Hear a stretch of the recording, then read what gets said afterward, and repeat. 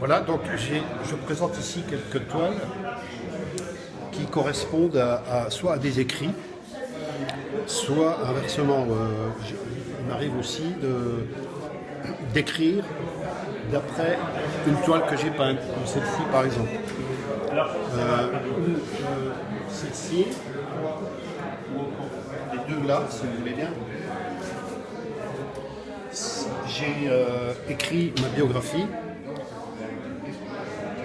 dans laquelle je parle beaucoup de mon parcours de peintre, depuis le début, depuis mon enfance, jusqu'à la fin de ma carrière, enfin qui n'est pas terminée bien sûr. Et dans ce livre, il y a 13 chapitres, j'ai donc créé 13 diptyques. Par exemple, ces deux toiles-là représentent le chapitre 6 de mon livre, dans lequel je parle d'une époque qui était très difficile pour moi, au niveau de la peinture, au niveau de ma profession. Et j'avais créé ce petit personnage-là, qui visiblement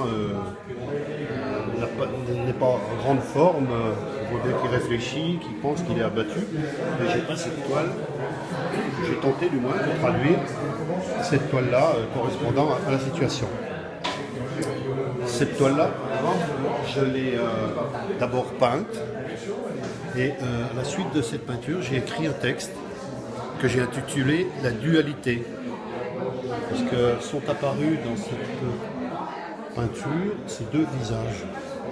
Et c'était celui-là, bon, je l'ai créé en cherchant à traduire deux situations difficiles.